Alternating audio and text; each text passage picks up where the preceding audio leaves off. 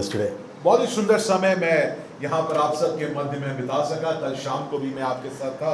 बहुत ही एक सुंदर समय जहाँ पर मैं सब आपकी सहभागिता में जुड़ पाया। And I was also grateful to hear the report, the story of CBF, of God's faithfulness to this church over the past 18 years, and to really see the joy, not just in the videos, but also on your faces, of seeing what God has really built through this community. और एक और आनंद की बात है कि church का जो report है वो भी मैं सुन पाया, देख पाया कि किस प्रकार 18 साल से परमेश्वर आपके प्रति और इस कलीसिया के प्रति वो विश्वास योग्यपूर्ण रहा है। और वो जो आनंद है ना सिर्फ वीडियो में मगर आपके चेहरों पर भी मैं देख पाया। As we talked about yesterday, the Christian life is a life of faith, and CBF is an evidence that this community has come together in faith. और हमने जैसे कल शाम को याद दिलाया और याद दिलाने की कोशिश करी कि मसीह जीवन जो है प्रिय अजीजों वो विश्वास का जीवन है। And so yesterday we looked at the life of faith, how life is the life of faith is about some things that we're not able to see, but also that through faith there are some things we're able to see, the things that are unseen. कल शाम को हमने देखा कि विश्वास एक ऐसा जीवन है और जब हम विश्वास के बारे में सोचते हैं तो विश्वास में कुछ चीजें अनदेखी होती हैं, कुछ चीजों को हम देख नहीं पाते हैं, परंतु विश्वास में हम कुछ चीजों को देख भी पाते हैं।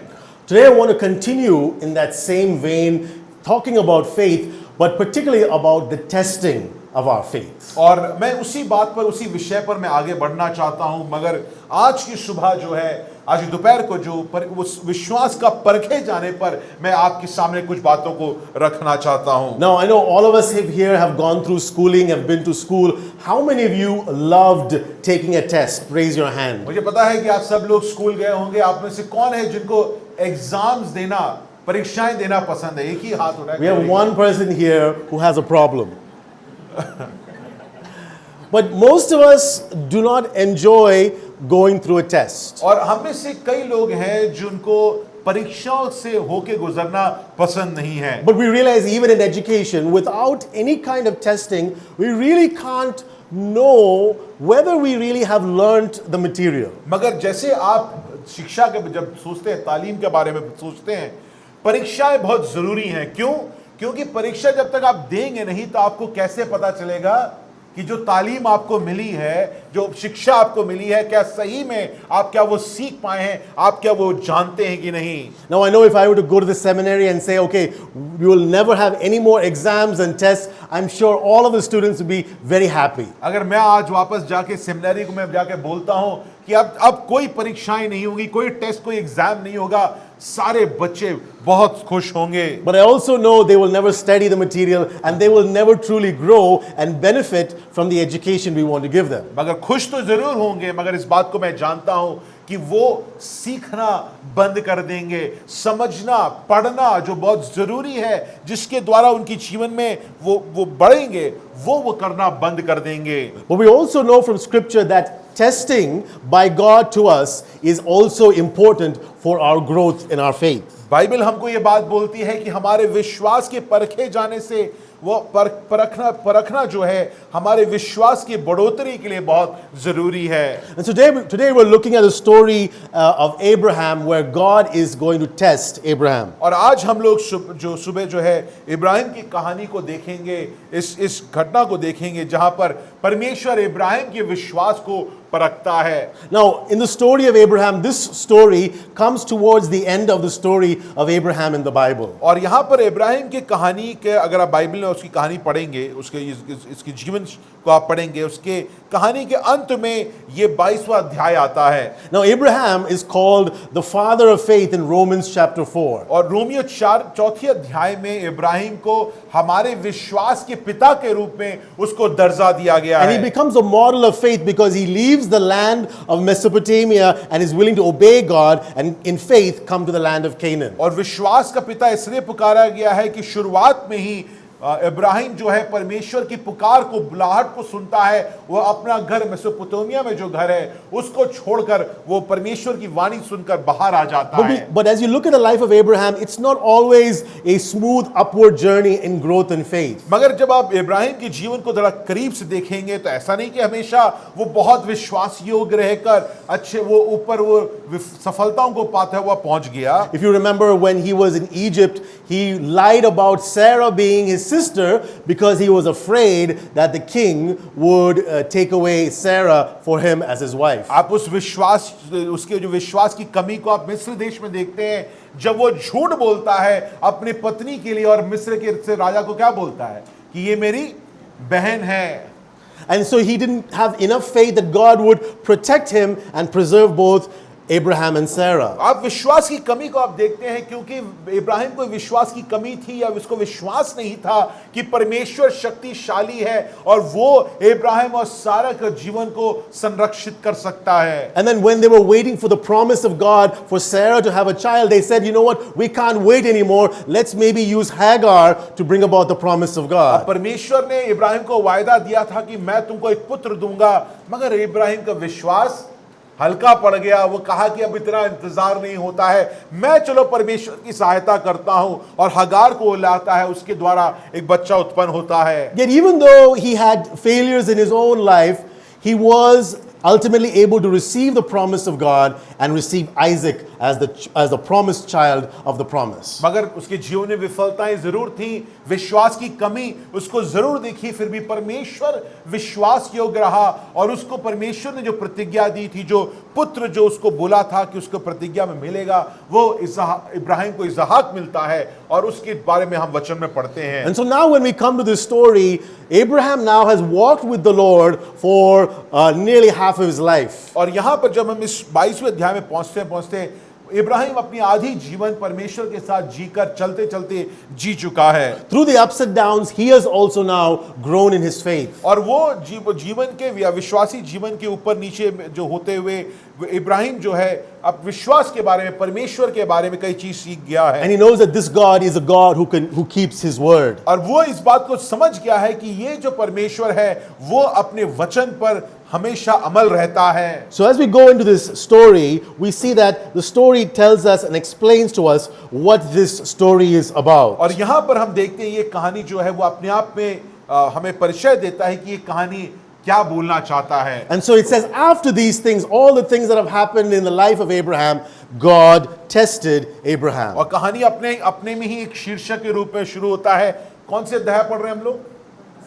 उत्पत्ति उसकी 22वीं अध्याय पहले आयत में क्या है? इन बातों के पश्चात ऐसा हुआ कि परमेश्वर ने इब्राहिम से ये कहकर उसकी परीक्षा की। So this testing comes at a time where God and Abraham have already lots of experiences together. और ये जो घटना जो है इससे पहले हम समझ रहे हैं कि परमेश्वर और इब्राहिम के बीच में एक संबंध है और कई चीजें उनके बीच में हो चुकी हैं। And so this story is about the testing of Abraham. और अब ये जो घटना जो है वो इब्राहिम के विश्वास का या इब्राहिम के परीक्षा के बारे में हम देखते हैं। Now in the Old Testament we see there are different times where God tests Israel. और हम लोग देखते हैं पुराने नियम में ऐसे कई घटनाएं हैं जहां पर परमेश्वर ने इज़राइल की परीक्षा ली है। In Exodus chapter 15 verse 25, when the people of Israel are complaining about the water, God tests them. और हम लोग निर्गमन 15 में देखते हैं कि इज़राइली लोग पानी के बारे में वो बता रहे हैं कि हमें पानी नहीं मिल रहा और परमेश्वर उनको परख रहा है, इस चीज को हम देखते हैं। And he says he is testing them to see if they will be obedient to God. और वो इस बात को परख रहा है कि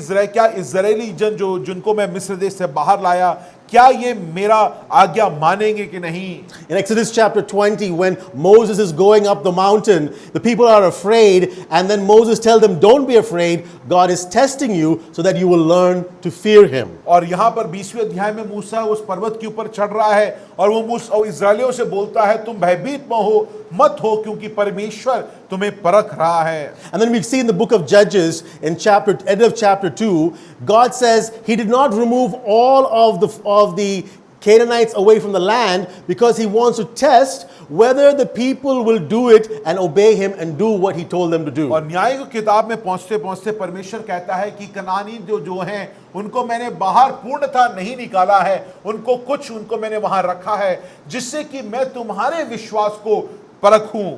And in the case of the people of Israel, they failed their test. In chapter 3 verse 1 it says they failed to obey what God had asked them और to do. न्यायों की किताब उसकी 3रे अध्याय में उसका रिजल्ट भी आ जाता है, परिणाम भी आ जाता है. क्या लिखा है कि इजरायली लोगों ने जो परीक्षा परमेश्वर ने उनके सामने रखी थी उसमें वो विफल हो गए. So why does God test us? तो सवाल ये आपको और मेरा बनता है कि परमेश्वर हमारे विश्वास को परखता क्यों है. In Deuteronomy chapter 8 he explains why God is testing and testing specifically the people of Israel. और व्यवस्था विवरण 8वें अध्याय में परमेश्वर वहां पर बताता है, वचन बताता है कि परमेश्वर हमारे जीवन को क्यों परखता है. In verse 2 it says the first reason is in order to humble you. और पहला चीज वो क्या बोलता है व्यवस्था विवरण 8वें अध्याय, जिससे कि मैं तुमको दीन कर पाऊं.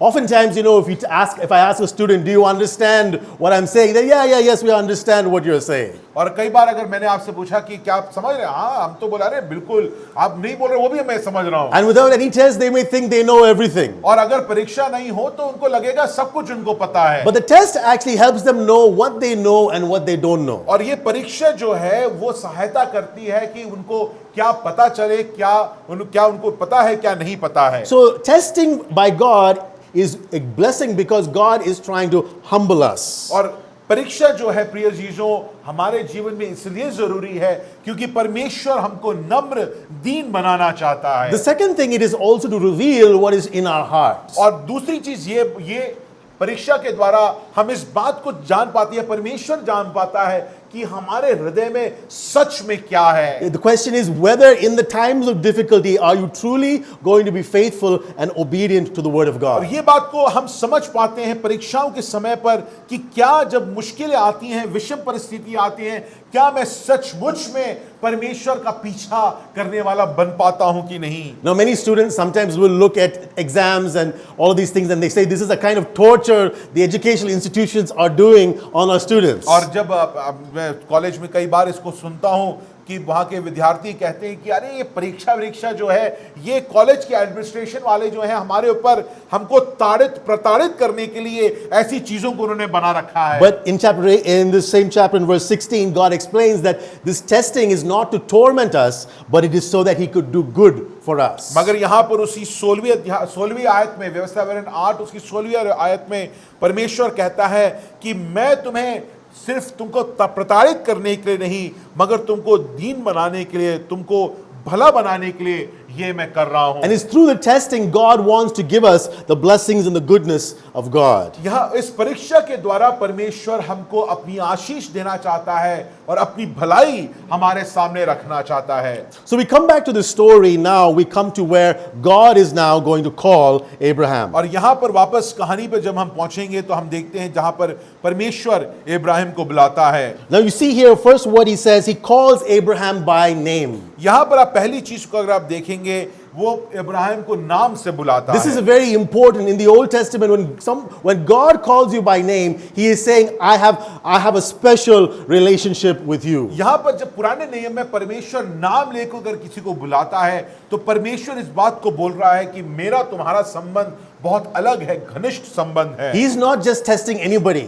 यहां पर वो किसी की भी परीक्षा नहीं ले रहा है. He is testing Abraham, whom he knows. यहां पर वो इब्राहिम की परीक्षा ले रहा है जिसको वो जानता है. And so when God is testing us, He is not testing us as someone who we don't know. God is testing His own children, people He knows by name. जब परमेश्वर परीक्षा ले रहा है तो ऐसे ही नहीं कि कुछ भी जब मन किया वो या किसी लोगों को जिनको हम नहीं जानते हैं, परमेश्वर अपने पुत्र पुत्रियों का अपने जन की परीक्षाएं लेता है. And so a testing is coming from a God who loves us and cares for us. और परीक्षा एक ऐसे परमेश्वर से आता है जो हमसे प्रेम करता है, जो हमारा ध्यान रखता है. He is not doing it to torment us and to cause us harm. यहां पर हमें प्रताड़ित करने के लिए, हमें परेशान करने के लिए परमेश्वर परीक्षाएं नहीं रखता है. And so you see Abraham's response is this, "Here I am." और यहां पर इब्राहिम को जो वो बुलाता है परमेश्वर, तो इब्राहिम क्या कहता है?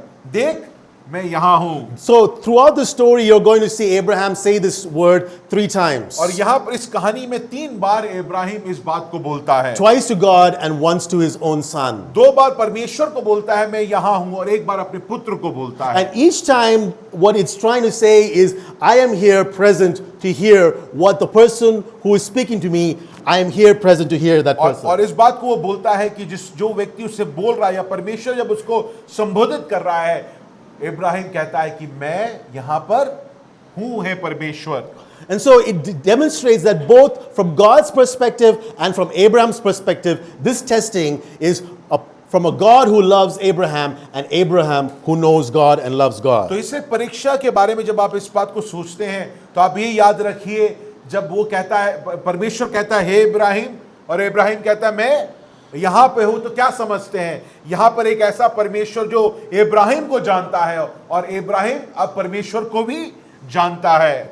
So he tells him, he says, take your son, your only one, the one whom you love, Isaac.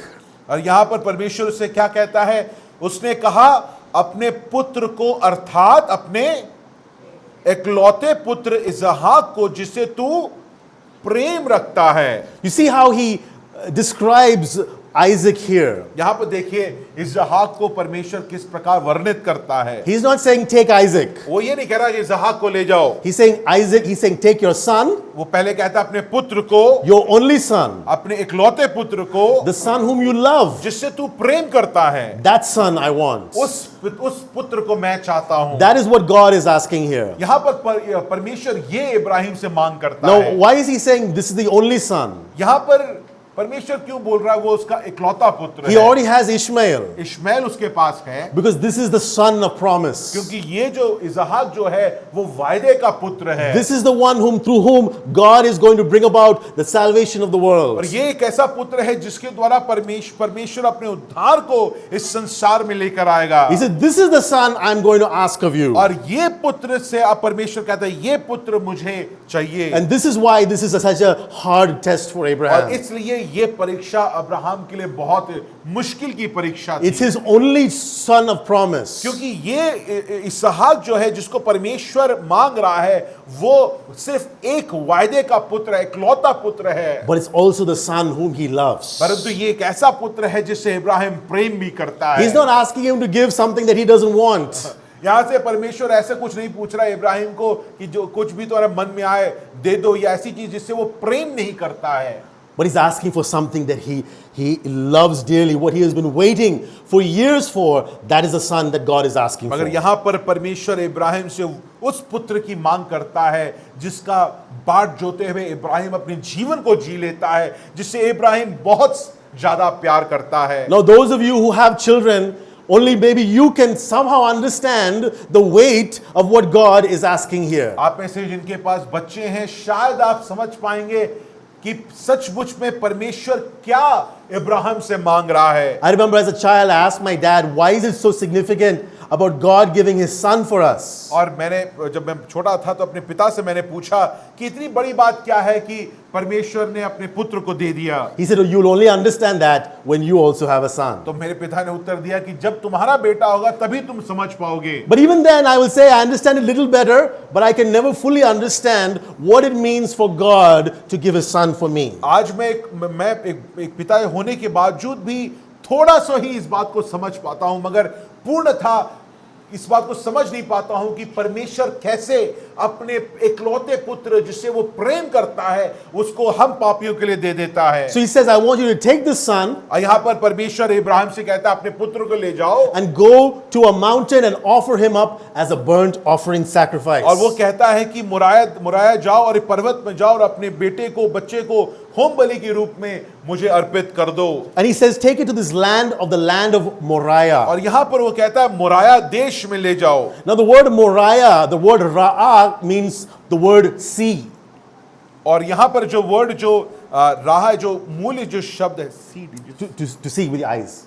वो मुराया जो राहा जो शब्द है वो देखने को अब मूल भाषा में समझाया उस प्रकार उसका इस्तेमाल किया And जाता I है। want you to pay attention because this word Ra'a or Moriah means the land of seeing. और इसलिए मुराया जो है अगर मूल भाषा में बोला जाए तो एक ऐसा देश जिसको जो देखता है उसको उसका इस्तेमाल किया गया है। And remember we talked about yesterday about faith being what we can see and what we cannot see. और हमने जैसे कल शाम को देखा विश्वास एक ऐसी चीज है जिसमें हम कुछ चीजों को नहीं देख सकते हैं परंतु कुछ चीजों को हम देख भी पाते हैं। So this word of Ra'a, to see, is going to play a very important role in the story. और राह जो शब्द इस्तेमाल किया है मूल भाषा जिसका मतलब है देखना, वो इस कहानी में वो एक अहम भूमिका निभाएगा। Because we also need to know that Abraham doesn't know that God is going to stop him at the end of this trial. क्योंकि अब इस आयत में जब ये बात बोली जा रही है, इब्राहिम को क्या पता है कि परमेश्वर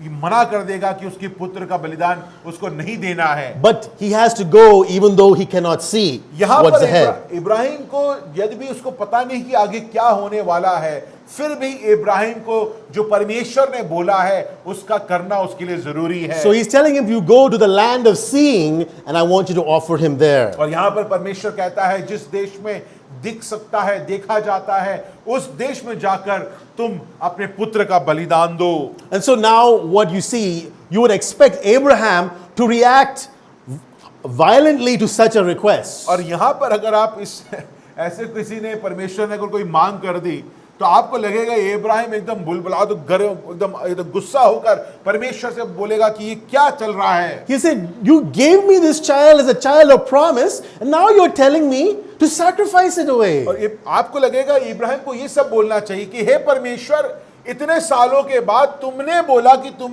मुझे एक पुत्र दोगे, तुमने मुझे एक पुत्र दिया, अब तुम वापस मांग रहे हो, ये क्या चल रहा है। You may say, look God, this makes no sense. Why should I do something? It makes no sense. और इसका कोई मतलब नहीं बनता, मुझे समझ नहीं आ रहा कि तुम क्या करना चाहते हो, मैं नहीं कर सकता। Sometimes following God and obeying the word of God, sometimes it may not make sense. You say, why am I doing this? और कभी-कभी परमेश्वर के वचन को मानना और परमेश्वर की इच्छा को मानना उस समय पर हमको समझ नहीं आएगा, वो हमारे समझ के परे होगा। But God is asking us, trust me, because I am the one who gave my only son for you. Truly, I have something good for you in this test. मगर परमेश्वर कहता है कि तुम मेरे वचन पर भरोसा रखो, तुम मुझ पे भरोसा रखो। क्यों?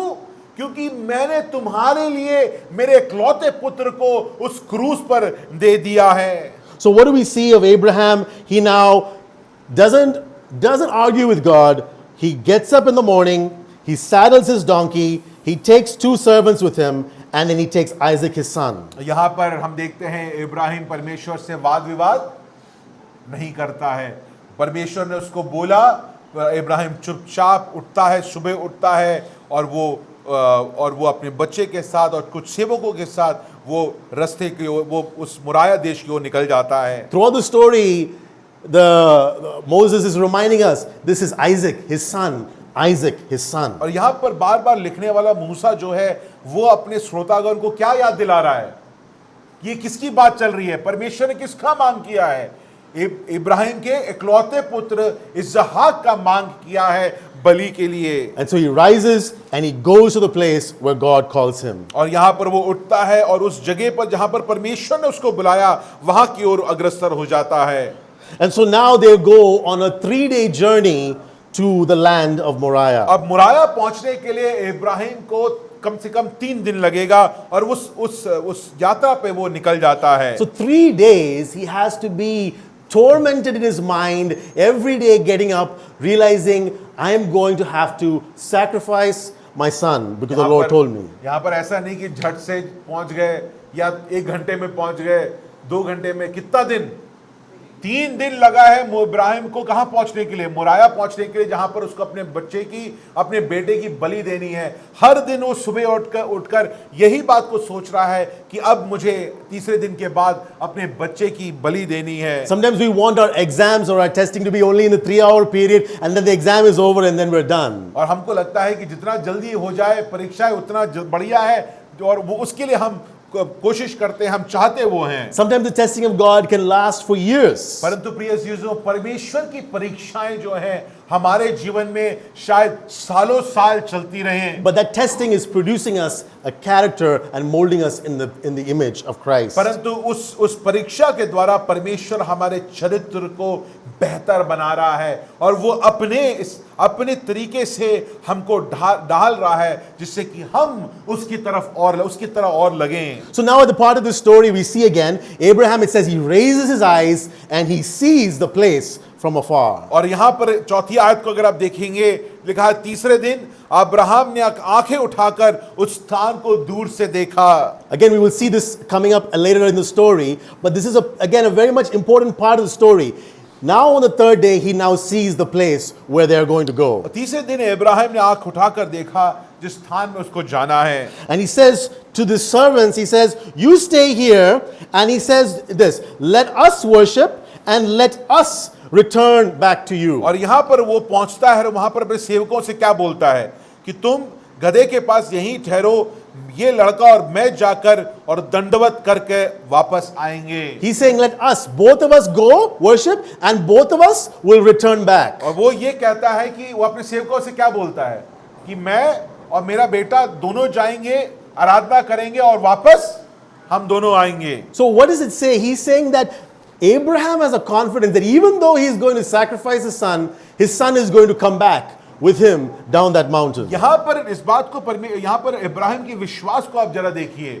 यहां पर परमेश्वर की मांग के बावजूद भी जब परमेश्वर कहता है कि मैं तुम्हारे बेटे को बलि के रूप में लूंगा, यहां पर इब्राहिम क्या कहता है, मैं जाऊंगा, मैं अपने बच्चे के साथ जाऊंगा और वापस बच्चे के साथ आऊंगा. And so remember, if you go back to Hebrews 11, it explains what makes Abraham's faith unique. It says in verse 17 to 19 that when he was tested, offered Isaac, and the one who received the promises was ready to offer his one and only son, with reference to whom it was said, in Isaac your descendants will be named, having reasoned that God was able even to raise him from the dead, from which he received him back also as a symbol. ये विश्वास इब्राहिम कहां से ला पा रहा है जहां पर वो अपने सेवकों से बोल रहा है कि मैं अपने बेटे के साथ जाऊंगा और वापस आऊंगा. ये विश्वास वो कहां से ला रहा है? इसका उत्तर इब्रानियों का लेखक जो है 11वें अध्याय में देता है. कहता है विश्वास से ही इब्राहिम ने परखे जाने के समय में इसहाक को बलिदान चढ़ाया, और जिसने प्रतिज्ञाओं को सच माना था और जिससे ये कहा गया इसहाक से तेरे वंश कहलाएगा, वही अपने इकलौते को चढ़ाने लगा, क्योंकि उसने मान लिया कि परमेश्वर सामर्थी है और उसे मरे हुओं से जिलाए.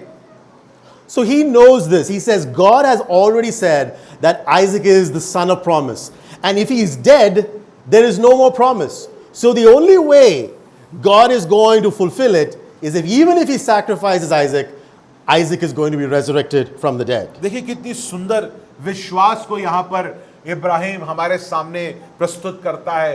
वो कहता है कि परमेश्वर ने वायदा दिया. क्या वायदा दिया? कि तुम्हारे बेटे के द्वारा ही पूरे संसार आशीष को प्राप्त करेगा. तो अगर मेरे बेटे को मैं बलि चढ़ा भी दूं, अगर वो मर भी जाएगा, तो जैसे ही वो मरेगा तो क्या होगा? प्रतिज्ञा खत्म हो जाएगी. मगर वो परमेश्वर जो प्रतिज्ञाओं को अनंत काल के लिए रखता है, वो क्या करेगा? उसको मृतकों में से जिला लेगा. And so now in this part of the story, it is Abraham and Isaac on the journey up the mountain. अब यहां से हम देखते हैं कि इब्राहिम और इसहाक अब उस पर्वत के ऊपर चढ़ रहे हैं. So we now see both the father and the son now walking up this mountain. अब यहाँ पर इब्राहिम पिता और बेटा जो है वो इस पर्वत पर चढ़ रहे हैं. And it says Abraham calls his father, Father. और यहाँ पर इसहाक अपने पिता, हे मेरे पिता. And then Abraham again replies like how he replied to God. He says, Here I am. और यहाँ पर वापस वो जिस प्रकार उसने परमेश्वर को उत्तर दिया, उस प्रकार वो इसहाक को उत्तर कहता है, हे मेरे पुत्र क्या बात है. It's a symbol of a picture of a father and a son in relationship to one another. और यहाँ पर उस सुंदर एक दृश्य को यहाँ पर हमारे सामने लाता है, जहाँ पर एक पिता अपने बेटे के साथ एक संबंध को, वो घनिष्ठ संबंध को यहाँ पर दिखाता है. A father and a son who love each other, and a father who is willing to give up his son in obedience to the command of God. एक पिता और पुत्र एक दूसरे से प्रेम करते हैं, और यद्यपि पिता जो है अब परमेश्वर की आज्ञा को मानने के लिए अपने बेटे को बलि चढ़ाने के लिए तैयार है. And so Isaac asks a very important question. He says, we have the fire, we have the wood, but where is the sheep for the sacrifice. और यहाँ पर इसहाक को समझ नहीं आया, तो वो उसने एक बहुत ही अहम सवाल पूछा। क्या पूछा? देख, आग और लकड़ी तो है, पर होम बलि के लिए भेड़ कहाँ है? And so Abraham's answer is this. He says, God will see to it that the sheep for the offering will be provided. Abraham ने कहा, हे मेरे पुत्र, परमेश्वर होम बलि की भेड़ का उपाय आप ही करेगा। Again, the same word to see, the ra'ah. In some translations it says God will provide, but it's saying actually literally it says God will see to it that he will provide a lamb. और यहाँ पर अगर आप राहा को देखिए, उसी शब्द का इस्तेमाल किया गया है कि परमेश्वर इस बात को देखेगा कि वो होम बलि जो है वो अपनी रीति से वो उसको पूर्ण करेगा। Because the test of God, the test of faith is this, that even though I do not see what is ahead, God is the one who sees, and God is the one who will see to it that I will finish that test. प्रिय चीजों, विश्वास का परखे जाने का मतलब ही यही है कि जो चीज हमें नहीं दिखती है, जिस चीज का हमें समझ नहीं आता है, उसका देखने वाला कौन है? परमेश्वर है। परमेश्वर जो देखने वाला है, परमेश्वर जो सब जानता है, वो विश्वास के परख हुई हम समझ पाते हैं। And so the test of faith is this: even though I do not see God, I know that God sees me and my condition and what I am going through. विश्वास के परखे जाने को आप तभी आप उसको ऐसे परिभाषित कर सकते हैं कि मुझे नहीं पता मेरे साथ क्या होने वाला है, मुझे नहीं दिख रहा कि मेरे साथ आगे क्या होगा, मगर जिस परमेश्वर को मैं विश्वास करता हूं, वो आगे वाले आने वाले चीजों को देखता है और जानता है। And now we move up to the top of the mountain and we come to the place where God tells him, and he builds the altar, lays out the wood, binds up Isaac and puts him on top of the wood. और यहाँ पर इब्राहिम को वो स्थान दिखता है और वो उसको तैयारी करता है और उस बलि की तैयारी करता है और अपने पुत्र को उसको लकड़ी के ऊपर लिटा देता है। And so he's about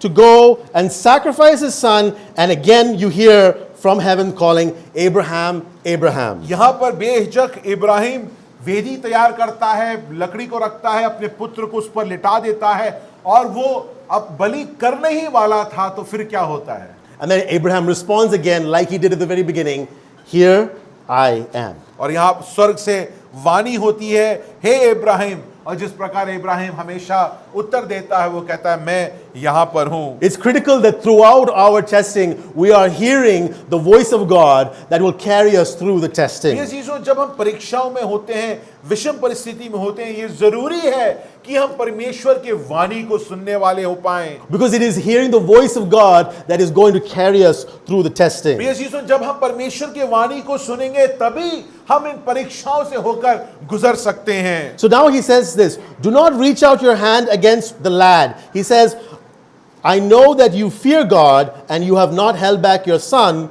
your only son, for me. और स्वर्ग से क्या वाणी होती है? कहां पढ़ रहे हैं हम लोग? 12वीं आयत को पढ़ रहे हैं। 12वीं आयत को सबने खोल लिया है?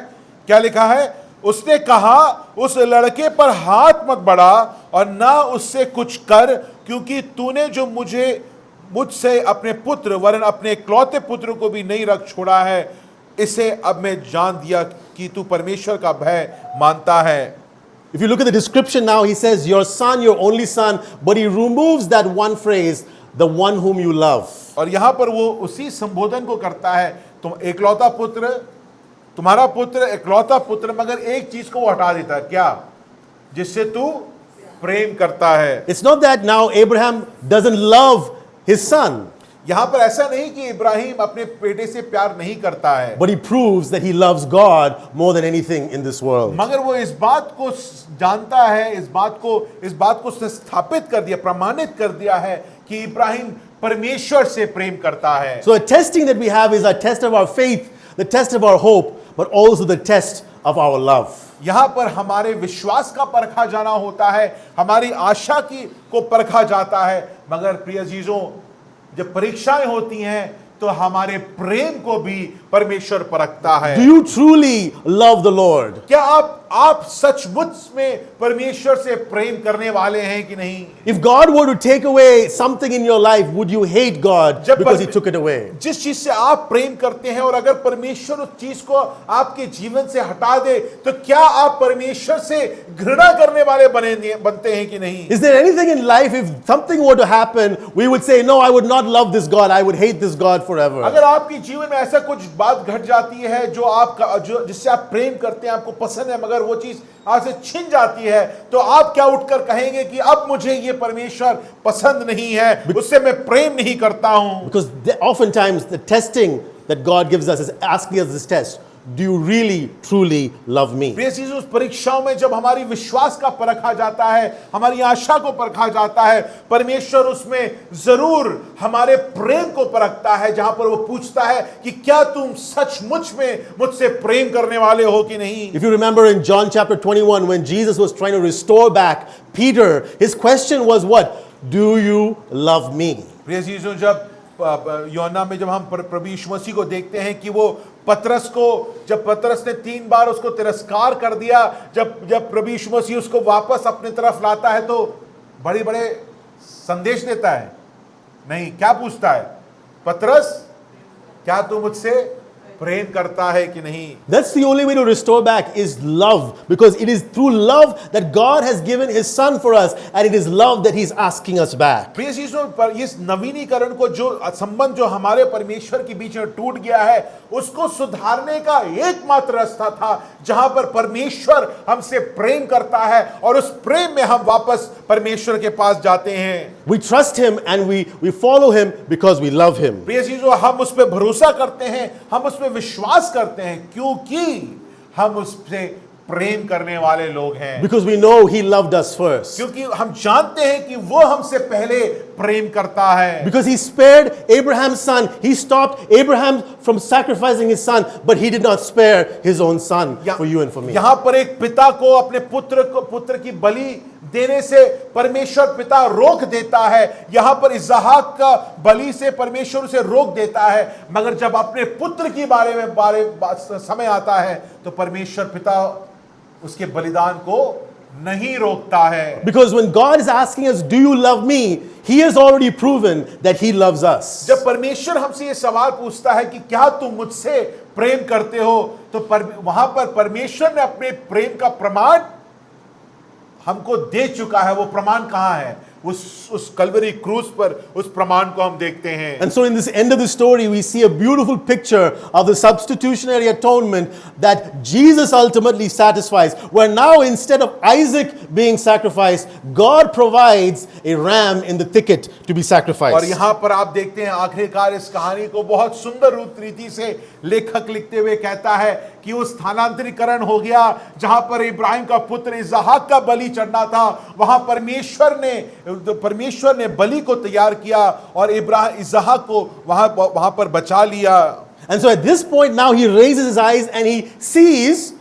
the ram that is caught in the thicket. यहां पर वापस 13वीं आयत को देखिए, अगर आप पढ़ेंगे मेरे साथ, उत्पत्ति 22 उसका 13वीं आयत। तब इब्राहिम ने आंख उठाई और क्या देखा कि उसके पीछे एक मेढ़ा अपने सींगों से एक झाड़ी में फंसा हुआ है। Now at the end of the test he sees how God is going to answer his test. प्रिय चीजों, उसने आंख उठाई, परीक्षा जब खत्म हुआ उसने आंख उठाई और उसने क्या देखा?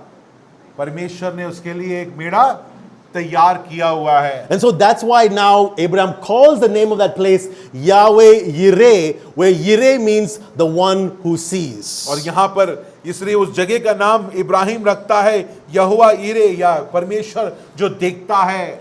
And that's why he says, on the mount of the Lord there is sight. On the mount of this mountain, God is the one who sees. और इसलिए वो कहता है ये पर्वत इस बात को दिखाता है कि हमें कैसे परमेश्वर पे विश्वास करते हैं, जो देखता है, जो हर चीज को देखता है। So this is where again we remember what we talked about yesterday, that we look at the things that are seen, but the things that are unseen. For the things that are seen are transient and the things that are unseen are eternal. और इसलिए हमने कल शाम को इस बात को बोला कि जो चीजें हमें दिखती हैं हम उसको देखकर अपने जीवन को नहीं जीते हैं, हम विश्वास की आंखों से उन चीजों को देखते हैं जो दिखती नहीं, क्योंकि जो दिखती नहीं वो अनंत काल की चीजें हैं, क्योंकि आज की चीज नाशमान है, अनंत काल की चीज अविनाशी है और वो अनंत काल के लिए है. So now for us, in 1 Peter 1:8, it says, though you have not seen him, you love him.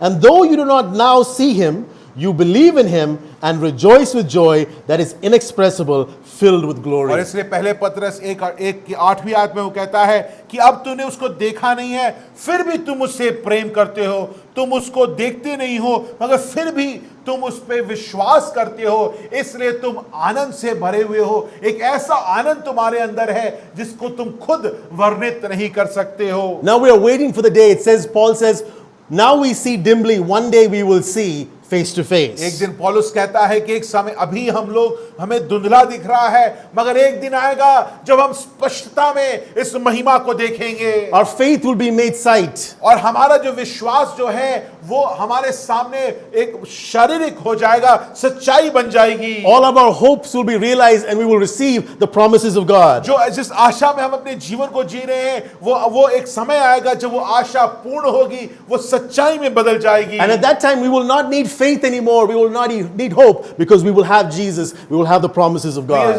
कितना सुनहरा वो दिन होगा जब हम प्रभु यीशु मसीह को देखेंगे. हमको विश्वास की जरूरत नहीं होगी, हमें आशा की जरूरत नहीं होगी, क्योंकि हमारे सामने खुद प्रभु यीशु मसीह उपस्थित होंगे. But the only thing we will have forever is love.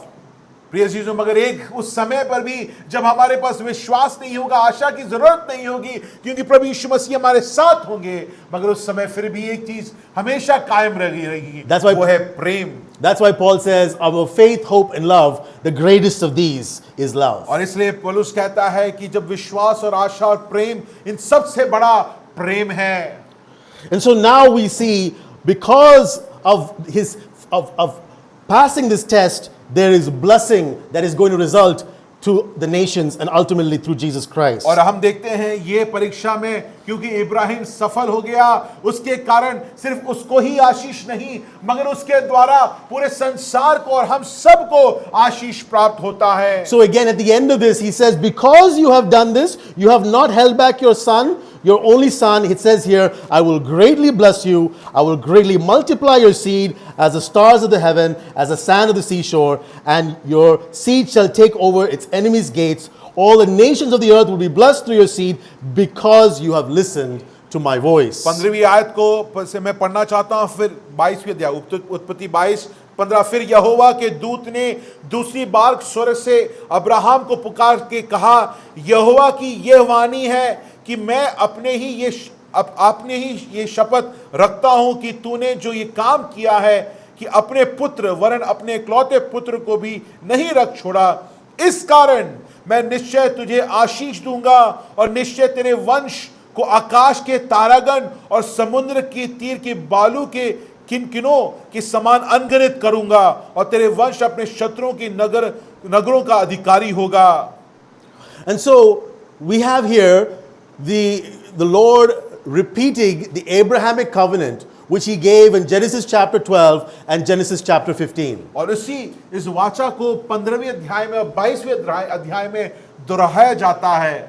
And so what he's saying here is, even though the promises are unconditional, that God is going to fulfill his promise, he is going to fulfill his promise to the obedience of his saints. मगर उसकी बात, ये बात सच है कि उसका वायदा किसी चीज पे निर्भर नहीं है, परंतु ये बात भी सच है कि उसके सेवकों का विश्वास योग्यता की जो जरूरत उसमें बिल्कुल हम देख पाते हैं. Now remember, we look back and he said, when God gives testing, he does it for our good. प्रिय चीजों, इस बात को जब मैंने शुरुआत में बोला, जब परमेश्वर हमको परखता है तो वो हमारे भलाई के लिए करता है. And we oftentimes we want the blessing, but we don't want the trials and the testing that come with it. और हम लोग जब अपने विश्वासी जीवन में हम चाहते हैं कि अरे ये जो हमको सिर्फ ये आशीष मिल जाए, हम बहुत खुश हैं, ये परीक्षाएं, ये विषम परिस्थिति में मुझे बिल्कुल ये पसंद नहीं है. You know, there are some people who will go and pay for money, they will get a mark sheet for whatever they want, and they will be able to produce fake certificates that they have degrees in education. और ऐसे लोगों को हम जानते हैं कि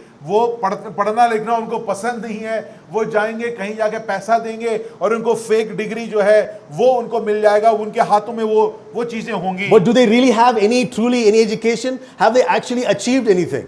मगर अगर उनको एमबीबीएस का सर्टिफिकेट पैसा देके मिल गया, क्या वो डॉक्टर बन गए? नहीं बन पाए हैं। Because truly it is only testing that produces the character of God in us. प्रिय जीजों, क्योंकि परीक्षा के द्वारा ही हमारे जीवनों में परमेश्वर का चरित्र उत्पन्न होता है। And it's the end of that testing and trial that God brings about the blessings that come because we are made in the image of Christ. क्योंकि और उस परीक्षा के अंत में ही हमको वो आशीष प्रदान होता है जब परमेश्वर हमको अपने रीति में पूर्णता कर देगा या कर लेगा। You know, all of us are going through testing and will go through testing. प्रिय जीजों, हम सब इस परीक्षाओं से होकर गुजरेंगे या गुजर रहे हैं। So somebody asked, well, when will this testing stop? किसी ने पूछा कि ये तो अच्छी बात है आप बता रहे, मगर ये परीक्षाएं खत्म कब होंगी? When we graduate to glory. प्रिय जीजों, क्या जब हम महिमित होंगे, That will be the end of our testing. वो हमारी परीक्षाओं का अंत होगा। And in fact, the final testing oftentimes is the struggle with death itself. और इस परीक्षा का आखिरी पड़ाव जो है जहां पर हम मृत्यु के साथ संघर्ष करते हैं। This past month I've had to be the funerals of two relatives of mine. और इस पिछले महीने में ही दो मेरे रिश्तेदारों की मौत हुआ और उनके फ्यूनरल्स में मैं गया। And they had died in an earlier age and they struggled with God. Lord, why am I suffering with this sickness? What have I done to deserve this sickness? ये दोनों मृत्युओं के जो मेरे रिश्तेदारों को हुआ, वो अपने जवानी में ही उनका मृत्यु हो गया और वो इस सवाल, इस संघर्ष में हमेशा लगे कि हे परमेश्वर, मैंने ऐसा क्या कर दिया, मैंने ऐसा क्या गलत कर दिया कि मुझे ये झेलना पड़ रहा है। And for some of them, death will become the final battle, the final test that we have to face before we see और Jesus. सिर्फ उनके लिए नहीं प्रिय चीजों, हमारे लिए भी मृत्यु या आखिरी पड़ाव रहेगा जहां पर हम संघर्ष करेंगे और उस पड़ाव को पार करते ही हम उस प्रभु यीशु मसीह से मिल जाएंगे। But the only thing that gives us peace in the midst of this trial is knowing that Jesus loves us and Jesus will carry us home. अगर इस परीक्षाओं में, इस विषम परिस्थितियों में एक ही हमारे जीवन को सांत्वना देने के लिए, आश्वासन देने की एक ही चीज है कि ये परमेश्वर मुझसे प्रेम करता है। Brothers and sisters, let us receive the testing of God as a gift from God. प्रिय चीजों, मैं ये प्रार्थना करता हूं कि हम इस परीक्षाओं को जो परमेश्वर से हमें मिलती है उसको एक अपने जीवन में एक आशीष के रूप में माने। As James chapter 1 says, consider it all joys when you go through trials and struggles. और जेम्स में इसको कहते हैं कि अपने जितनी परीक्षाओं को तुम आनंद गिनो, Because it is going to produce in you the fruits of righteousness. क्योंकि तुम्हारे अंदर वो धार्मिकता के उस फल को उत्पन्न करेगा। Let's close in prayer. हम प्रार्थना में इस संदेश को संपन्न करेंगे। Our dear God and Heavenly Father, we thank you for your grace, Lord, even as we go through trials and temptations. Lord, we thank you, Lord, that unless without your grace, without the power of the gospel, Lord, we would have fallen. But Lord, we know that you are with us. Your rod and your staff, they comfort us. And Lord, that our cup overflows with blessing. Lord, I pray, Lord, as each member here, as they go through their own difficulties and trials, that you will carry them through and you will help them see that you are with them and your grace is sufficient for them. Lord, I commit them to you through all of their trials. And Lord, we pray, Lord, that they will come through the other side, having completed this test and persevered to the very end. Lord, again, I thank you, Lord, for your 18 years of faithfulness to this community, carrying them through the ups and downs, the trials, to the difficulties. Yet you have brought about blessings upon this community. And Lord, we pray that they will continue in faith, that they will come out at the end and that they will hear from you the words, good and faithful servant, enter into the rest of your master. Lord, we thank you for today, this day of thanksgiving, as we reflect and thank you, Lord, for your goodness. We pray, Lord, you will continue to hold fast this body and that they will persevere to the very end. And we pray this in Jesus' name. Amen.